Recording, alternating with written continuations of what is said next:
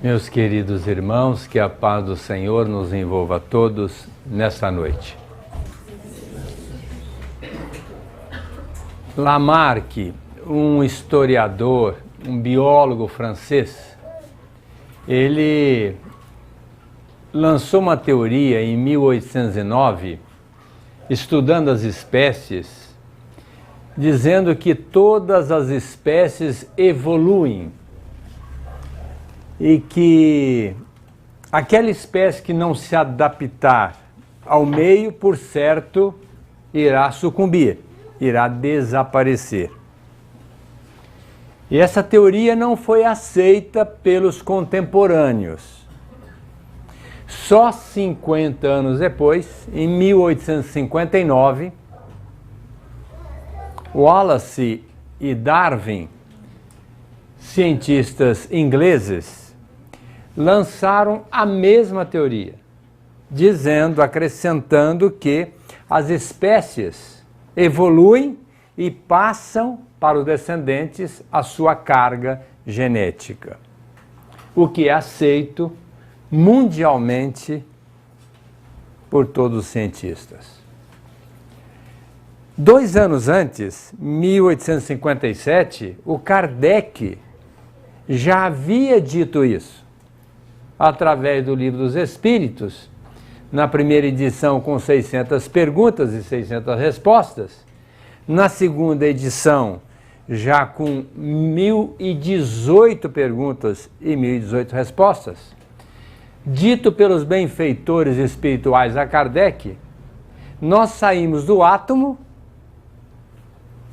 e vamos para a angelitude, passando pelo vegetal, pelo animal, o átomo entendendo que é o mineral, o vegetal, o animal, o hominal, que somos nós, para chegarmos um dia à condição de seres angélicos. Isso é uma trajetória inalienável, é de cada um, mas todos irão processar esse caminho evolutivo. O tempo também é de cada um. Uns caminham mais rápido, outros mais devagar. Mas todos irão chegar a esse desiderato que é a perfeição, a felicidade, a paz verdadeira. Os peixes se movimentam através de um elemento que nós chamamos de princípio inteligente, mas eles não têm a individualização do espírito. É um princípio inteligente que leva os peixes a terem um comportamento. Já os lacertídeos, lagarto, crocodilo, jacaré, os anfíbios de uma maneira geral, eles desenvolveram o que nós chamamos de pinealoma. A glândula pineal é consenso geral, é o centro de ligação com o espírito. Então, os espíritos se comunicam conosco através da nossa glândula pineal. Então, os lacertídeos já tinham o pinealoma, que é uma pineal ainda muito primitiva, onde houve a individualização do espírito. A partir dali, o espírito foi crescendo, progredindo, melhorando através dos processos reencarnatórios, mas sempre teleguiado por uma força maior, que é a força divina, o eu divino. Mas todos os espíritos têm um chip, que é o eu divino. Mas tem a individualização, cada um tendo a sua particularidade, o livre-arbítrio, podendo fazer o que bem entende. Logicamente que Deus, podendo fazer tudo, deu para nós também o direito de fazer tudo. Senão, não seria Deus o Criador, o sábio por excelência. Já nos pássaros, houve o desenvolvimento do sentimento. O pássaro, quem tem um papagaio, um periquito ou um outro pássaro, sabe que eles têm sentimento. Gostam de um e não gostam de outro. Elege um e não elege o outro. Então, ali houve já o desenvolvimento do sentimento. Já para entrar nos mamíferos, os animais mais evoluídos, esse sentimento cresceu muito, a ponto do Chico Xavier dizer que o animal que mais se aproxima do homem é o cão, que muitas das vezes tem melhor sentimento do que o ser humano. Se nós esquecermos a nossa esposa dentro do porta-mala junto com o cão, passado um tempo nós vamos lembrar e nós vamos voltar lá para soltá-los. O que acontece com o cão? Ele vem, banando o rabinho, pula na gente, alegre, feliz da vida. Mas o que acontece com essa mulher? Não falem, porque eu não quero nem saber. É muito complicado. Mas, por isso se diz que nós dormimos no mineral, acordamos no vegetal, nos movimentamos no animal, raciocinamos no nominal e angelizamos na condição de um ser divino. E essa é a evolução que vai acontecer com todos nós. André Luiz, escrevendo através das mãos abençoadas de Chico Xavier, escreveu uma obra fantástica, como as demais, mas que para mim é um primor em termos de explicar a nossa mente, que se chama No Mundo Maior. Ali, André Luiz fala de um instrutor amigo chamado Calderaro, que chegou para ele e disse assim: André, vamos fazer uma incursão na Terra para nós estudarmos a mente das criaturas e auxiliarmos aquelas pessoas que de nós eventualmente possam precisar. André ficou muito feliz. Olha, que ótimo, vamos sim. Quando? Sim, mas primeiro nós vamos assistir uma conferência do nosso irmão Eusébio, que é um espírito bem mais elevado do que nós. Calderaro dizendo a André Luiz. E ali estava Eusébio, que chegou altamente iluminado, seguido por alguns assessores, e veio dar uma conferência a 1.200 pessoas encarnadas em desdobramento pelo sono, que queriam aproveitar o momento para se educarem espiritualmente. Diz Chico Xavier que de 3 partes das pessoas que dormem, 2 partes vão para as quebradas. Só uma vai buscar algo construtivo. Porque quando a gente sai do corpo à noite, nós temos liberdade espiritual. E aí nós vamos dar aso, permissão aos nossos anseios, quais sejam. É ali que nós vamos realmente colocar as mangas de fora. E Eusébio começou a dizer para aquelas criaturas: que bom que vocês estão aqui. Um número expressivo, 1.200 pessoas. Mas a bem da verdade, colocou ele, enquanto 1.200 pessoas estão aqui para buscarem subsídios, para melhorarem a bagagem espiritual, bilhões estão na Terra, literalmente dormindo, espiritualmente falando, nem um pouco preocupadas essas criaturas com a evolução do espírito. Portanto, vamos conversar a respeito da estada de vocês aqui.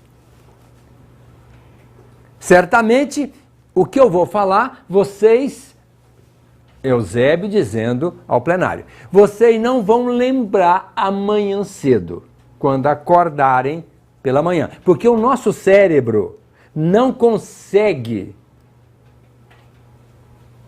colocar em termo consciente os dois mundos, o mundo espiritual e o mundo físico.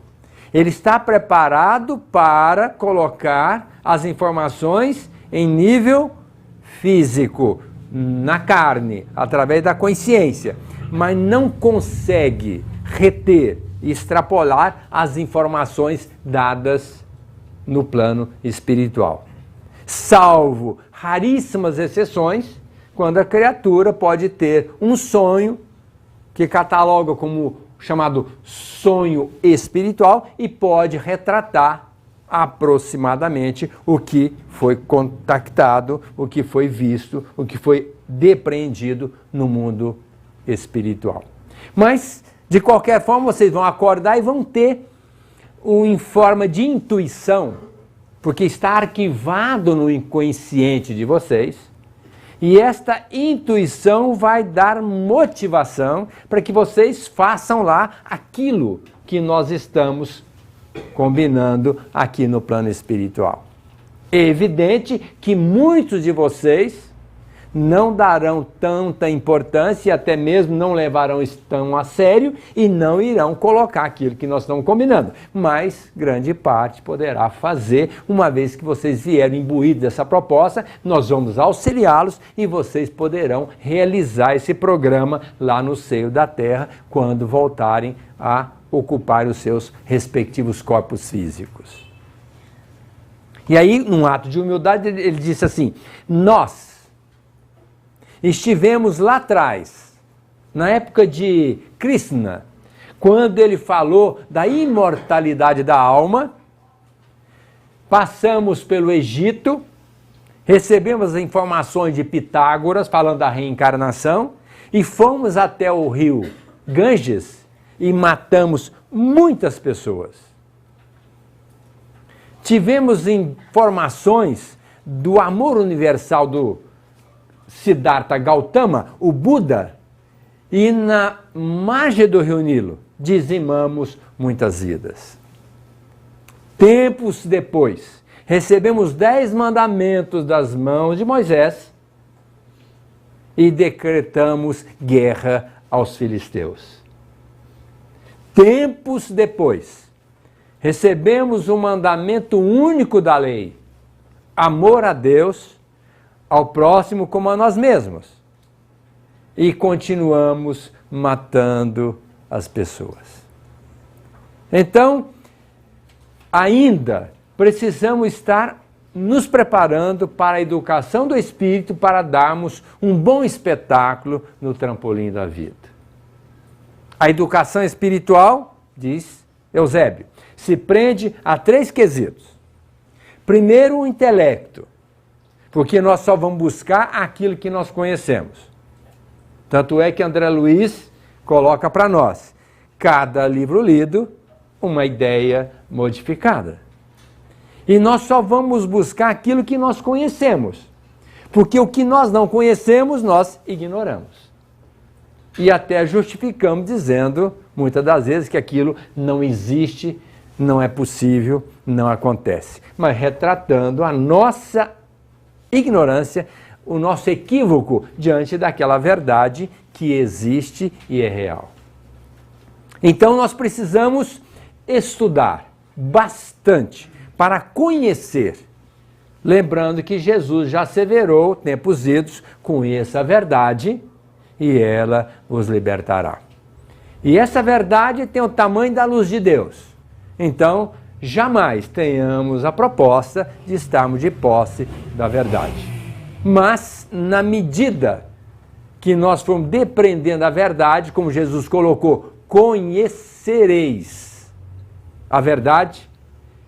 Não é conhece a verdade, conhecereis a verdade e ela vos fará livres. Então, na medida em que a gente vai estudando e vai entendendo a proposta divina, nós vamos nos adequando a essa verdade. Eu sou a verdade. Ninguém vai ao Pai a não ser por mim, Jesus, ou seja, a sua proposta doutrinária, crística, evangélica, é a verdade que nós podemos depreender e vivenciar para a nossa libertação espiritual. O outro quesito da nossa educação espiritual é o nosso sentimento. E por incrível que pareça, Eusébio diz, não é o sentimento de amor, porque esse nós não estamos capacitados para realizá-lo. Quando falamos de um amor puro, de um amor essencial. Queremos falar do sentimento de bondade. Porque quando nós dinamizarmos a bondade dentro de nós, nós vamos dar um acréscimo ao nosso espírito. Sendo bondosos com aqueles que estão ao nosso lado, nós estamos retratando a proposta do amor, que virá futuramente na sua essência maior. Então sejamos bons dentro do lar, sejamos bons com os animais, com as plantas, sejamos bons com os nossos companheiros, com os nossos amigos, com todos aqueles que estão à nossa volta. E assim nós estaremos dando um grande pulo, um grande acréscimo na nossa evolução espiritual através da educação do espírito, dinamizando a nossa bondade, que é um sentimento exequível, passível de ser vivenciado por todos nós. Para um dia, quem sabe, nós podemos falar de amor, na essência, como nós vamos ver um pouco depois. E o terceiro elemento para a nossa educação espiritual, inteligência, o intelecto, o sentimento de bondade, o terceiro, vontade. Vontade de se educar. Que é o que vocês todos estão aqui mostrando para nós.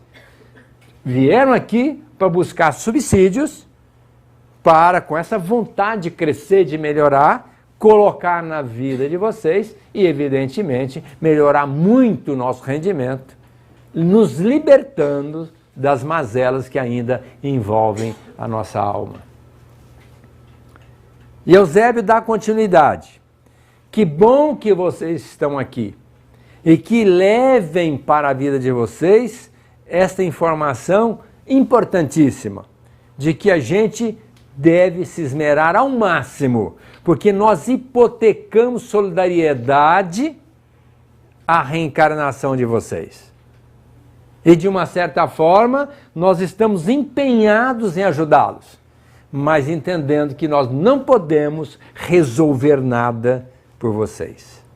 São vocês que vão ter que tomar a decisão e nós apenas vamos trabalhar para que essa decisão seja tomada de uma maneira consentânea com a proposta crística, evangélica, divina. Mas a decisão é de vocês. Portanto, guardem muito bem esses ensinamentos. E lá, façam todo o bem que vocês puderem. Porque do lado de cá, o que vai pesar na balança de todos é o bem que tenham feito, realizado no seio da terra. Eusébio despediu daquele plenário, foi cuidar das suas propostas evolutivas e recomendou que cada um procurasse no amanhecer colocar em prática aquilo que viesse de imediato através do inconsciente, aflorando no consciente. Porque passado um tempo nós já nos envolvemos muito com o dia a dia, com o lado material e mudamos a proposta do amanhecer. Aí então, Calderaro chama André Luiz. Vamos assistir aqui duas criaturas. Uma estava encarnada e desdobrada, o Pedro. E o outro estava desencarnado, o Camilo. E então, os dois, Calderaro e André Luiz, começaram a assistir aquelas criaturas. E então foi quando André Luiz perguntou, mas o que está acontecendo com Pedro? Sim, ele está muito depressivo, está quase fugindo da vida. Então nós temos que auxiliá-lo rapidamente antes que isso aconteça e possa comprometer mais a sua vida espiritual. Mas analise bem a sua mente. E André Luiz, com uma percepção mais aflorada, que isso é dado pelo plano espiritual, capacidade de perceber coisas mais profundas, e ele foi aquinhoado para que pudesse observar melhor, ele divisou que uma energia estava estagnada na mente de Pedro. Exatamente nessa transição que eu vou mostrar aqui para vocês. Nessa transição entre o tronco encefálico e o sistema límbico. Aqui nesta região estava uma energia estagnada, não podendo acessar esse segmento superior. Entendendo que esta área, medula e tronco encefálico, é uma área instintiva, muito usada pelos animais, que são mais instintivos do que nós. Mas nós também somos instintivos e usamos muito ainda a medula, o tronco encefálico, para dar permissão aos nossos instintos. Quando nós acessamos essa área central do cérebro, composto pelo tálamo, e que é dividido em epitálamo, hipotálamo, subtálamo e tálamo, agregando aqui os giros cingulados, a amígdala cerebelar, nós caracterizamos aqui o sistema límbico, que é o centro da nossa emoção. Então aí começa, nós saímos do nosso instinto para entrarmos no sentimento, para entrar nas sensações e sentimento. Para um dia agregarmos na nossa mente um ideal maior, transcendente, que seria o altruísmo, acessando aqui o lobo pré-frontal, que é o final da nossa trajetória evolutiva. Nós saímos do instinto, entramos nas sensações quando entramos na área média, desenvolvendo nosso sentimento, e aqui mais na frente, no lobo pré-frontal, nós vamos desenvolver o amor na essência, buscando as coisas essenciais para a vida. E analisando Pedro, percebeu que aqui havia uma energia truncada. E André Luiz perguntou para Calderaro, por quê? Eu vou contar a história para você do que aconteceu com essas duas criaturas. Porque anexado a este segmento do sistema nervoso de Pedro estava o Camilo, que era um espírito obsessor. Camilo era um jovem menino que foi adotado. Pedro, um jovem menino que foi adotado por Camilo. E Camilo assumiu ali, entre aspas, a paternidade, como patrão. Pedro, trabalhando para ele, dono de um estabelecimento comercial, lhe deu guarida e com aquela proposta de ajudar aquele moço para ele tornar-se alguém na vida. Quando Pedro fez 18 anos, chamou o patrão, pai adotivo, e disse assim, Camilo, acerta comigo os meus direitos, que eu quero ir embora e fazer minha vida, não vou mais trabalhar para você. Camilo disse assim, mas como? Direitos trabalhistas? Se é que alguém teve trabalho mesmo, fui eu com você, e não você ter condição de exigir os direitos trabalhistas quando eu assumi você como um filho. E ademais, sempre o tratei como um filho, não como empregado. E tenho bons propósitos para com você na sua trajetória de vida. Mas a esposa de Camilo e as crianças estavam na estação de férias. Naquele momento começaram a se altercar e Pedro, que já estava programando, se ele não acertasse lhe tirar a vida, realmente consumou o homicídio, matando o próprio pai, ou seja, o patrão que o adotara, entre aspas, como filho adotivo. chamou a polícia, disfarçou o crime, mostrando como um filho interessado no pai que morrera. Ninguém estava presente, a polícia veio, não encontrou nenhum elemento que pudesse caracterizar o homicídio por parte de Pedro. Diz que estava tudo certo, que Pedro poderia tratar ali do enterro daquela criatura. E ele fez, enterrou o patrão, chamou a esposa, relatou o fato, cuidou do inventário, pegou a sua parte que ele achava por direito, colocou a outra parte na mão da esposa e das crianças e foi cuidar da vida.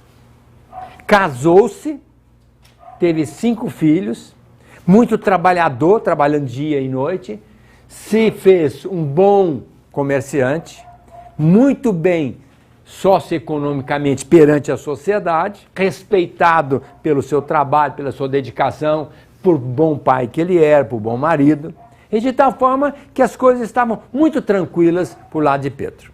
Mas de um determinado tempo para frente ele começou a experimentar alguma coisa muito ruim dentro da sua mente. Uma tristeza, um desânimo, como se alguma coisa estivesse faltando. E aquilo foi tomando conta dele, ele mostrando para a família preocupada, até que um dia ele achou por bem internar-se no hospital com auxílio, com assistência médica, porque ele estava num processo depressivo. E foi exatamente aí que Calderaro, graças à prece do menino de Pedro, chamado Henrique, e da sua esposa, ele veio interceder a favor de Pedro. E aí então Calderaro disse: toda assistência que nós fazemos aqui, via de regra, é graças a um elemento importantíssimo que se chama oração.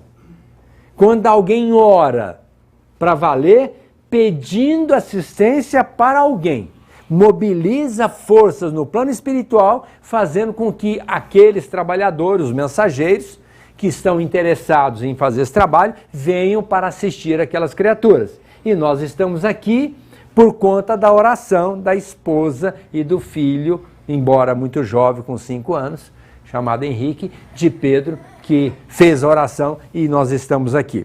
Mas entendendo que podemos fazer uma assistência, mas não podemos resolver totalmente o problema. E André Luiz falou assim: mas como não pode resolver o problema?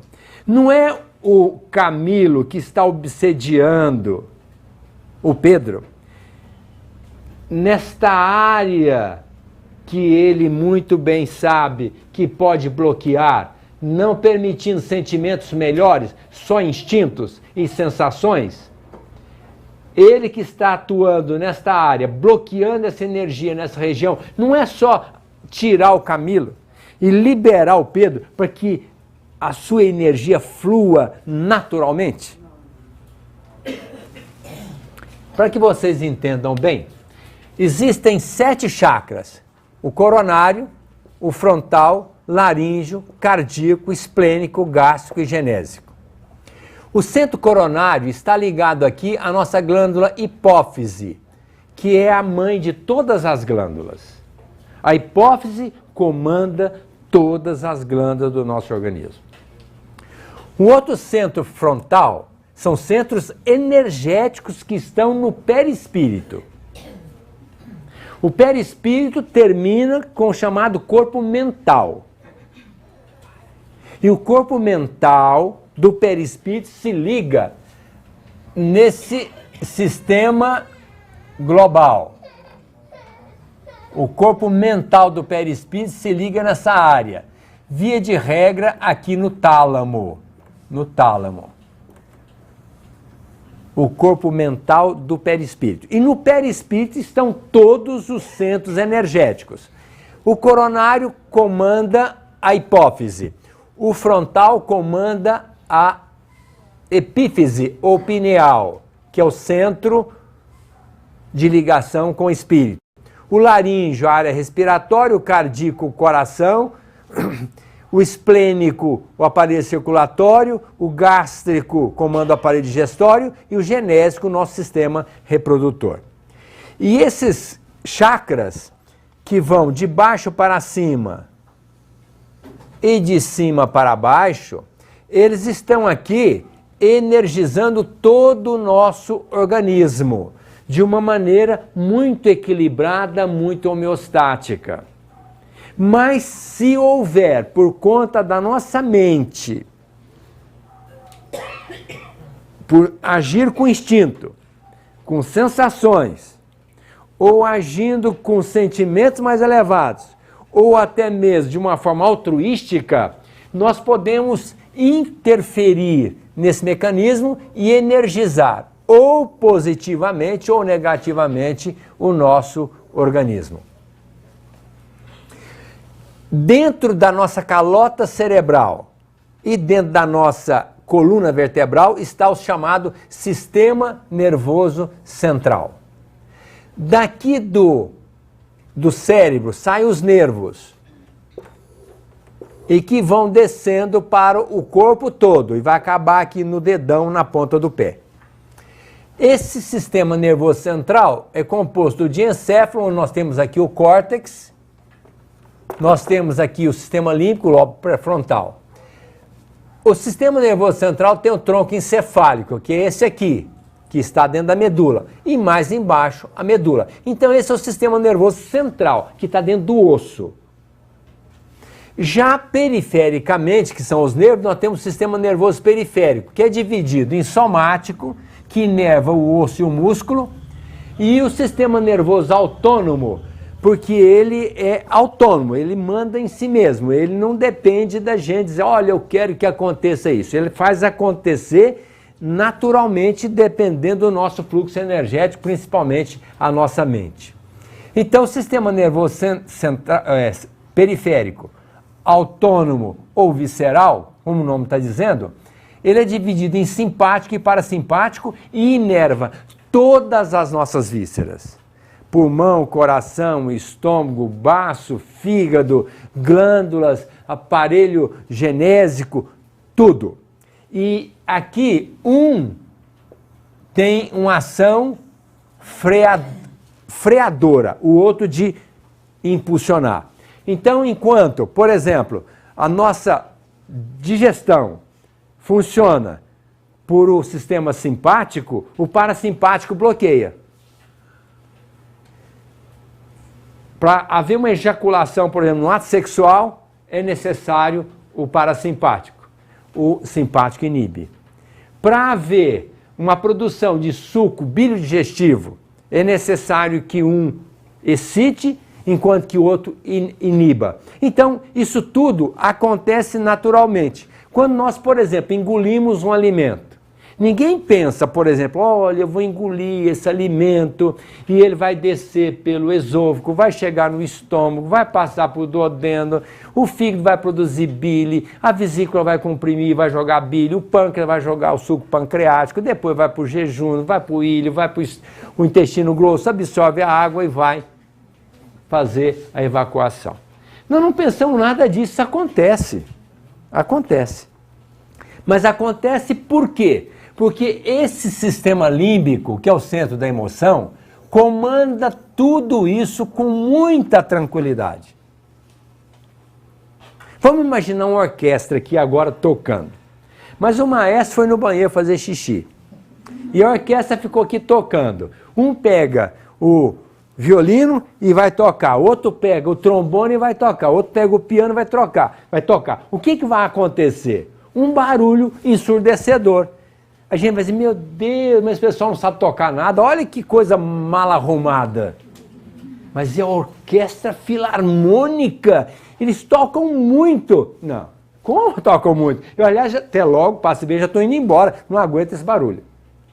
Mas aí chega um maestro, e aí, à frente da orquestra, começa a colocar cada um no seu devido lugar. Nossa, mas eles tocam muito. Mas você falou que não tocava nada. Sim, logicamente, antes não tocavam nada mesmo, mas agora, qual é a diferença? Os músicos são ótimos ou não são? Lógico que são, mas cada um estava tocando a seu bel prazer. Quando houve a regência, então aquilo está tudo certinho, que coisa fantástica, maravilhosa. Então a nossa mente, através do sistema límbico, mente sã, corpo são. A nossa mente equilibrada, através do sistema límbico, vai agir através da hipófise, e a hipófise vai comandar todas as glândulas, vai comandar as nossas vísceras através do sistema nervoso autônomo, e tudo vai acontecer direitinho. Às vezes a pessoa chega no consultório e fala, doutor, não estou sentindo meu coração. Eu falei, que bom. Porque quando a gente sente que o coração está batendo, é porque nós estamos nervosos, nós estamos tensos, alguma coisa está acontecendo. Doutor, escuta aqui, tum, tum, tum. Minha barriga, doutor, depois do almoço fica desse tamanho, parece até que estou grávida. Essa dinâmica de contração, de cobrinha, contrai aqui, relaxa, contrai aqui, relaxa. Esse movimento peristáltico, ele é automático, desde a boca até o ânus. Isso é por conta do sistema límbico. Tudo vai acontecer sem que nós participemos voluntariamente de nada. Mas quando nós estamos tensos, nervosos, com raiva, com rancor, com ódio, o que vai acontecer? Nós vamos tirar o maestro da jogada, sistema límbico. E aí cada órgão vai trabalhar a seu bel prazer. O estômago resolve ficar paradão, digestão não vai acontecer. O pâncreas não vai produzir suco bilipancreático, ou pancreático, e o fígado não vai produzir a bile. Então o suco bilipancreático não vai acontecer, vai dificultar a digestão. Vai ficar muito mais tempo a comida no estômago, fermenta, e a gente começa a sentir um desconforto. Demora para absorver os alimentos, porque às vezes já houve a produção de suco bilipancreático, mas a comida não chegou. Quando chega, já não tem mais a digestão, já não absorve o ferro, a pessoa faz anemia. E assim nós podemos dizer que quando a gente não está bem emocionalmente, o nosso organismo não funciona de jeito nenhum. Vocês já ouviram falar que a pessoa tem asma de fundo nervoso? É verdade. Quando ele fica tenso, fecha o brônquio. E aí a gente fica com dificuldade de respirar. A gente tem colite. A pessoa que fica tensa, às vezes tem diarreia, colite de fundo nervoso. Gastrite, dor de estômago, porque o estômago contrai aqui, ao invés de relaxar aqui, contrair aqui, relaxar aqui para fazer um movimento de esvaziamento do estômago, contrai aqui, contrai aqui. E quando contrai, ai que dor. É uma dor, uma gastrite de fundo emocional. Então imagine como é importante nós trabalharmos a nossa mente, buscar o equilíbrio, estar em paz, equilibrado. Por isso é que Jesus disse assim, eu vim para que tenhais vida e vida em abundância, em plenitude. O dia que nós quisermos viver bem, numa boa, nós temos que colocar o evangelho na vida da gente. É o terapeuta divino, Jesus, o Cristo de Deus. É o terapeuta, é o pedagogo, é aquele que vem ensinar, que veio analisar as nossas problemáticas e dizer, meu filho, faça assim. Porque Jesus não disse, olha, eu acho que vocês devem fazer assim. Não, Jesus foi incisivo. Diante de qualquer problemática que eu sou capaz de dizer, o que Jesus disse para a gente fazer? E o que ele queria? Que a gente se danasse ou que a gente vivesse muito bem? Que vivesse muito bem. Então, não temos que discutir. É obedecer à proposta de Jesus. É confiar. É diferente de fé. Crença é diferente de confiança. Quem confia em Jesus, quem confia em Deus, tem outra conotação. Nós temos que confiar. Deus é Pai, nos ampara, não temos nenhuma dúvida. O que nós temos que fazer é a nossa parte muito bem feita. Confiar em Jesus. Ele mandou fazer, estou fazendo. Ah, mas você acha? A pessoa me prejudicou muito e agora você quer que eu vá lá e ajude essa criatura? Mas nem morto. Sim, porque você não confia em Jesus. Porque ele falou para você ainda ajudar aquela pessoa. Mas como? Essa pessoa me prejudicou e eu tenho que ajudar? Sim. Você confia em Jesus? Eu acredito nele. Não, você não acredita de verdade. Porque se você acreditasse, provavelmente você confiaria. Eu vou lá ajudar essa pessoa. Ela me fez o mal, mas isso é problema dela. Eu vou fazer isso. Vou perdoar. Quero nem saber, aliás, nem me ofendeu. Por isso nem vou perdoar. Porque se eu perdoar de verdade, eu vou estar em paz, equilibrado, nada vai mexer comigo. O Chico Xavier fala assim, quem perdoa tem a liberdade, todo o caminho livre. Quem não perdoa, dorme com o inimigo. E dormir com o inimigo é complicado. Então, nós temos que ouvir Jesus para nós estarmos bem mentalmente, emocionalmente e fisicamente. Por que nós somos doentes? A gente tem todas essas mazelas. Cada um aqui já teve uma doença. A única criatura no mundo que não ficou doente, que a história imortalizou, foi Jesus. Jesus nunca teve uma dor de cabeça. Agora nós, dor de cabeça, dor de barriga, dor de estômago, dor de tudo, não é? E aí agora, neurofibromialgia, uma doença que é só de pessoa triste. Neurofibromialgia não dá em pessoa alegre, pessoa bem resolvida. É sempre nas pessoas tristes, naquelas que estão de mal com a vida.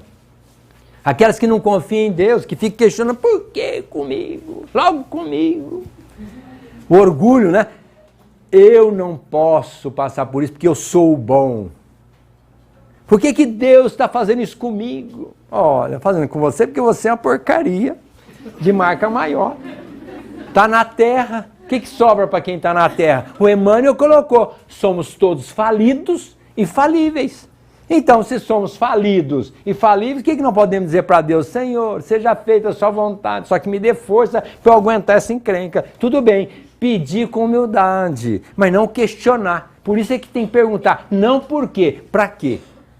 Porque a gente já sabe que Deus sabe. Agora, para quê? Lógico, para a gente educar-se espiritualmente. Bom, vocês já são neurologistas, não são? Já, lógico, já dei uma aula de neurologia para vocês, sabem tudo. Agora é colocar em prática. Então, André Luiz perguntou, por que essa energia está estagnada aqui? Porque o Camilo, há 20 anos, está obsediando o Pedro. E ele age aqui truncando essa energia nessa área para ele não chegar no sentimento mais elevado. Ficar só no instinto de trabalhar, ganhar dinheiro, e sexo, e bebida, e comida, e coisa e tal, para ele não elevar-se. Então bloqueou aqui e o Pedro está se definhando. André Luiz, mas é tão simples então, Calderaro? Vamos tirar essa criatura, vamos tirar o obsessor, vamos liberar o Pedro, libera o Camilo e está tudo certo. Não. Isto eu até sei como fazer, mas não dou conta. Como você não consegue fazer isso? Para fazer isso, precisa ter muito amor e eu não tenho. Nós estamos atendendo essas duas criaturas aqui como duas criaturas que estão, um infeliz, o outro mais infeliz ainda, um obsediado, outro obsessor, mas não sabe qual que é o mais infeliz, mas virá uma mulher, Cipriana, essa sim tem amor e vai fazer o que você está pensando que deva ser feito. E lá vem a Cipriana, aquela alma sublimada, que quando chegou no ambiente, luz. E quando Pedro, em desdobramento, e Camilo, desencarnado, ali obsediado, viram aquela mulher, os dois caíram de joelho. Mãe Santíssima, pensaram que era a mãe de Jesus, lógico, um espírito iluminado, daquela jaez, os dois pensaram, Mãe Santíssima. Pedro diz assim, não sou digno de estar na sua presença, eu sou um réprobo, eu matei uma pessoa, sem estar vendo o seu obsessor, que estava ali colado no tronco cerebral, no tronco encefálico. E aí então, a Cipriana botou a mão na cabeça do Pedro e falou assim, meu filho, por que você matou o seu irmão? Mas lógico que ele não quis me pagar meus direitos, tem que fazer, é justo que ele me pagasse meus direitos, era justo, ele não quis me pagar. Mas meu filho, como você pode falar de justiça tirando a vida do seu irmão? Olha a mulher dele, viúva, 2 crianças. Como você pode ter feito isso? Cuidou de você no momento que você mais precisava, ao invés de você auxiliá-lo, e ele tinha bons propósitos, ele disse para você, por que razão? Aí botou a mão na cabeça do Camilo e disse assim, meu filho, por que você quer tirar a vida do seu irmão? Lógico, olha o que ele fez comigo, cuidava dele, e ele foi e tirou minha vida, olha que problema que ele criou para minha família, eu quero mais é matá-lo, trazê-lo para cá para eu cobrar regiamente o que ele fez comigo. Mas se você está questionando a atitude infeliz dele, o que você vai fazer se não tirar ele da família e deixar 5 crianças órfãs? Meu filho, não faça isso. Vem comigo, eu vou cuidar de vocês. 20 anos você ficou preso, atravancado no seu ódio e não progrediu. Sofrendo, porque eu não sei quem sofreu mais, se foi o Pedro ou se foi você. Quero crer que seja você, pelo ódio, pela fixação mental, por aquela obstinação de estar sempre ali, sem sair do lugar, cobrando uma vingança. Meu filho, vem comigo. Disse para Calderaro, eu não consigo levar os dois nos braços, então eu levo o Pedro e vocês levam o Camilo. E nós vamos cuidar dessas 2 criaturas. Cipriana só conseguiu através do amor que havia naquele coração. O que nós não fazemos até hoje. A gente trabalha na casa espírita, chega alguém para conversar com a gente diz, ih, mas chegou, meu Deus, logo agora. Ou quando se dispõe a conversar, fala rápido, que eu estou com o tempo contado, não dá para perder muito tempo, fala rápido. Vai trabalhar no passe, põe a mão lá e começa a pensar, meu Deus, até que hora vai acabar isso? Nós precisamos começar a entender que se a gente quer fazer alguma coisa, o segredo é o amor. Olhar para o outro como irmão, como um filho, como a Cipriana disse, meu filho. Um criminoso, o outro obsessor, e ela sem nenhuma preocupação com o destino daquelas criaturas, os chamou de filho, vem comigo.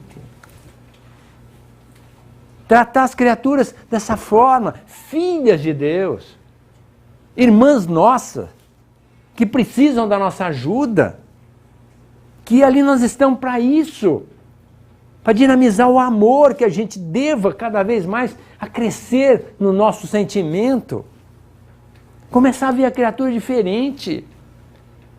Lá fora, quando alguém der uma setinha no trânsito, meu irmão, passa rápido, vai na minha frente. Diferente do que se faz, dá uma aceleradinha que é para ele não entrar mesmo. Quando alguém está no serviço, trabalhando conosco, ô fulano, vou te ajudar. Eu sei que eu já acabei minha tarefa, você tem a sua, eu vou lhe dar uma mão. Não, não precisa não, não, faço questão, porque eu estou aqui com a minha tarefa acabada e você está trabalhando, eu vou lhe dar uma ajuda para nós acabarmos mais cedo, para ir embora mais cedo. Chegar para o patrão, olha patrão, deixa comigo, vou arrebentar a boca do balão, eu vou fazer o senhor cada vez mais rico, porque eu vou trabalhar, defender a tua causa. Chegar para o empregado e falar, meu filho, eu tenho bons propósitos para com você, vamos trabalhar juntos. Isso é amor. Chegar dentro de casa, se a mulher está apressada, está lá trabalhada, vamos dar uma mão, vamos lavar prato, vamos lavar roupa, fazer o que tiver que fazer. Se o marido também não tiver tempo, vamos lá fora ajudar aquela criatura. Afinal de contas, o que nós temos que fazer é amar. E quem ama não tem problema. Você acha que Jesus teve problema? Ah, teve sim, foi crucificado, foi morto, foi arrebentado. Lógico que tem mil problemas. Não teve. Jesus já sabia de tudo isso e disse assim, eu venci o mundo. Jesus já sabia que tinha que passar por aquilo, mas aquilo foi um momento de alegria, de saber que ele venceu o mundo com a sua proposta de vir aqui doar a sua própria vida para nos ensinar uma tarefa assumida com o Criador, com o Pai amado. O amor, o maior amor é doar a sua própria vida. Lógico que não estamos fazendo apologia de ninguém ir para a crucificação para dizer que ama, mas doar-se um pouco mais. Os jovens ficam muito tempo parados, desperdiçando o tempo, depois fica velho, quer correr, aí já está com artrose, não consegue mais. Vamos como jovem começar a fazer um trabalho no bem, fazer alguma coisa, dinamizar. Temos mais tempo? Está quase acabando o tempo. Relógio de Paulista corre muito, em Minas Gerais é mais devagar, aqui corre muito. Mas então saiu de lá a Cipriana Calderaro com aquelas duas criaturas. No outro dia de manhã o Pedro acordou no hospital, a mulher veio visitar com a criança e ele disse assim: estou ótimo, melhorei muito, eu tive um sonho com a mãe de Jesus e ela veio me tratar, por certo eu vou ficar bom muito rapidamente. Camilo foi para uma instância superior, logicamente para programar uma reencarnação, e o Pedro ficou aqui para dar continuidade ao seu programa de trabalho, principalmente com a família, que eram 5 crianças, a esposa e mais o trabalho que ela tinha. E aí, Cipriana chamou André Luiz Calderaro para assistir 3 pessoas. A dona Cândida, a Julieta e o Paulino. A dona Cândida estava com câncer, já há 10 meses, para desencarnar, mas muito preocupada com Julieta, que eram as duas costureiras, e Julieta estava com dificuldade de pagar as contas, e a dona Cândida chegou para ela e falou: minha filha, estou tão preocupada com você. Por quê, mãe? Não, porque já há 10 meses que eu não trabalho, já estou no final da vida, com essa doença que me impossibilita trabalhar, e você trabalhando, como é que você está fazendo para pagar os remédios, todas as nossas despesas? Não, mãe, não se preocupe não, eu estou trabalhando. Não, minha filha, eu sei que você está trabalhando, mas tem poucas costuras, eu estou vendo, você tem pouco trabalho. Como é que você está fazendo para pagar as contas? Ah, mãe,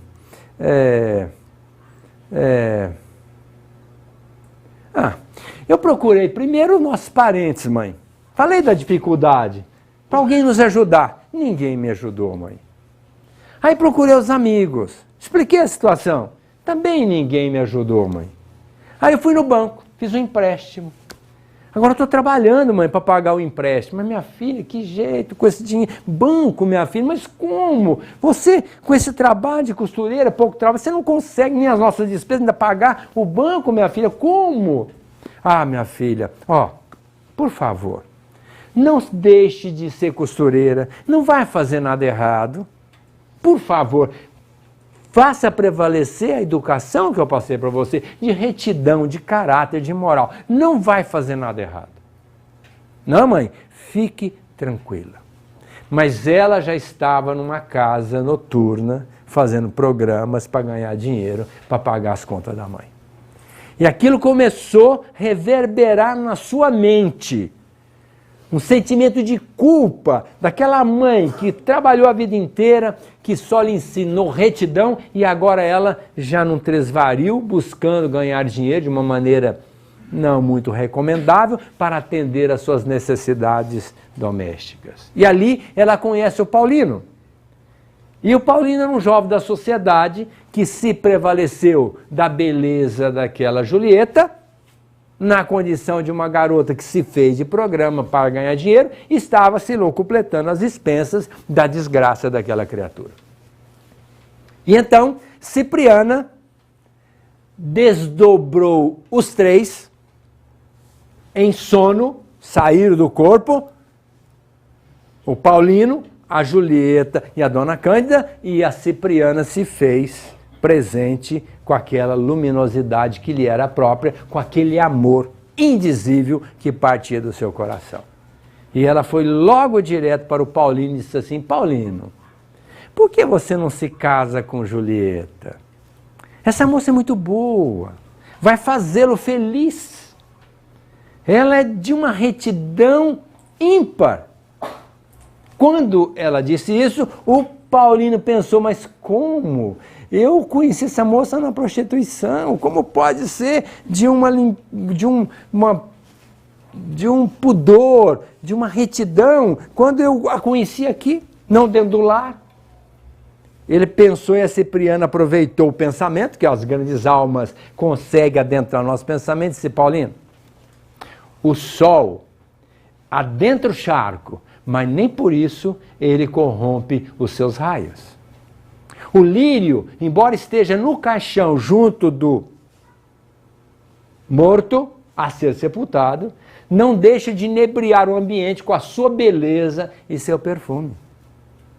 Julieta é de uma retidão ímpar. Ela está fazendo isso porque ela quer cumprir o seu papel de filha, pagando regiamente aquilo que ela pegou emprestado.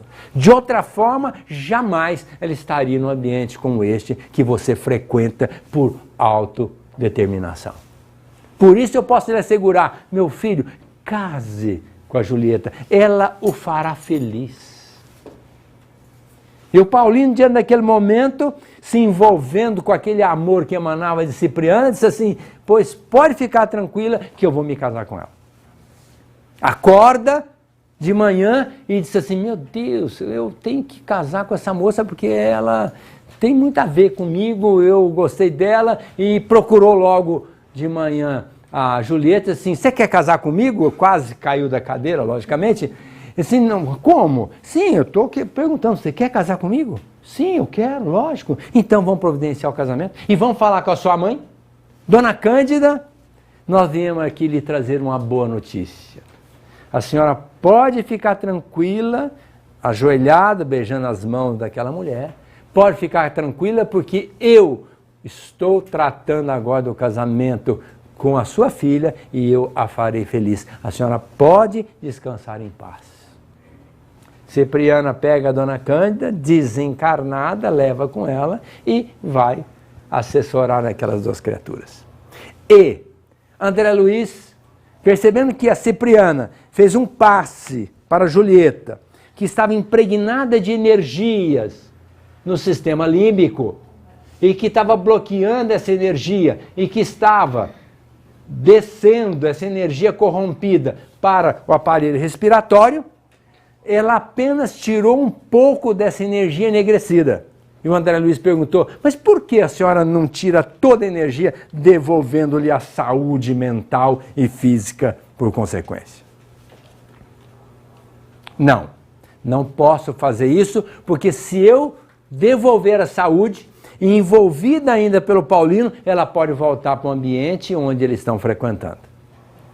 Então eu vou deixar que essa energia continue fazendo mal para ela, que ela desenvolva uma doença pulmonar temporária, para que ele se preocupe com ela, cuide da saúde, movimente em outro sentido, abstendo-se dos prazeres das noites e desses ambientes conspurcados, e ela refazendo a sua saúde lá na frente, num sentimento de amor, de tanta preocupação, tu te torna responsável pelo que tu cativas, de tanto cuidar dela, vai amá-la de verdade, e aí então eu volto para tirar o resto da energia, devolvendo-lhe a saúde plena do físico, da mente e do espírito. Então muitas das vezes a gente lastima a doença.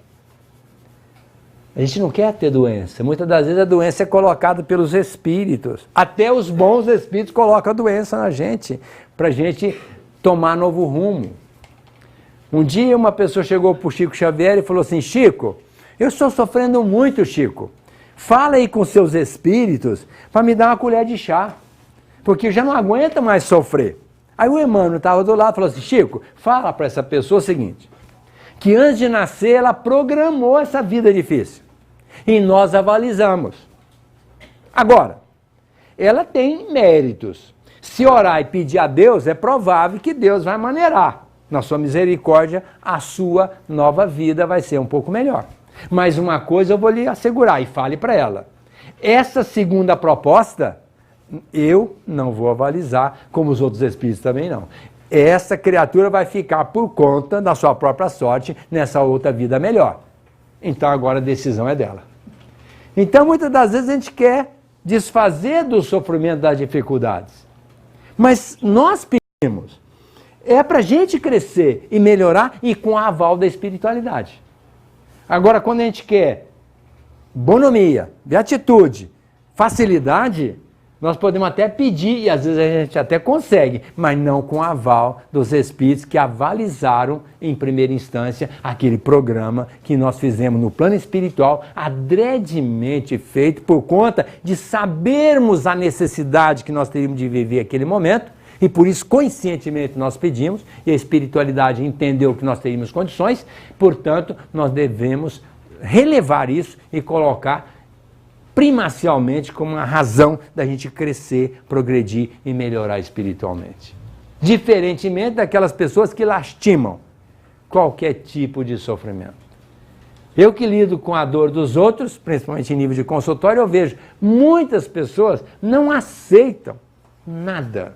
Basta alguma coisinha acontecer para a pessoa se sentir a mais infeliz das criaturas. Quando, a bem da verdade, ela tem tudo e mais alguma coisa, apenas. Aquela pequena coisa está chamando a reflexão para a sua transformação e a sua melhoria interior. E ela quer se desfazer daquele único elemento que a motiva, a sua educação espiritual. Jesus colocou isso em alto e bom som. Nesse mundo tereis aflições, mas tende bom ânimo. E é o que nós temos que ter. Confiança em Deus. Senhor, não me alivia, por favor. Me ajude a superar aquilo que eu tenho que superar. Me dê força, entendimento, para que eu não lastime esse momento. Pelo contrário, que eu possa crescer, progredir, melhorar com essa experiência que o Senhor me permitiu por conta da sua misericórdia. Está no Evangelho. A dor é reservada aos eleitos do Senhor. Profilaticamente nós podemos evitar a dor. Sabe como? Vivendo o Evangelho. Agora, terapeuticamente, nós só vamos cuidar da nossa alma na dor, no sofrimento. Não tem outro jeito. Ou nós vamos agir antes que aconteça vivendo o Evangelho, ou nós vamos cair na dor para o aprendizado do Espírito. E quem disse isso foi a nossa querida Maria Dolores, através das mãos abençoadas de Chico Xavier, quando ela disse assim: escuta, alma querida, quando a provação te alcança e te amarfanha a vida, não te des por vencida. Deus modifica o sofrimento aceito em trabalho, grandeza e proveito.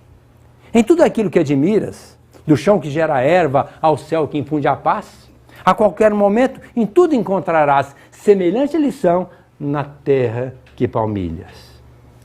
No solo arroteado ao golpe de tratores, o chão se converte num toucado de flores. Da rocha perfurada, a fonte se descerra, trazendo a riqueza e inebriando toda a terra. A semente, deitada na cova estranha e escura, renasce do abandono em beleza e verdura. A árvore que na poda é humilhada e desfeita, traz a abastança na hora da colheita. O minério, exposto a um calor gigante, em profundo embaraço, está sempre presente na mais bela estrutura de aço. A madeira que o serrote alinha, morde e apara, está na construção como uma peça nobre cara. A pérola, de grande valor e brilho evanescente, é a riqueza que surge de uma ostra doente. O pão, esse divino legado, vem à nossa mesa através do trigo amassado. A água, que submete aos caprichos da usina, gera calor, energia e ilumina. É assim, pois, alma querida e boa, na senda do dia a dia. Na lei da evolução, para crentes e ateus, a dor que nos fere e avalia é um tesouro dos céus e um presente de Deus. Muita paz.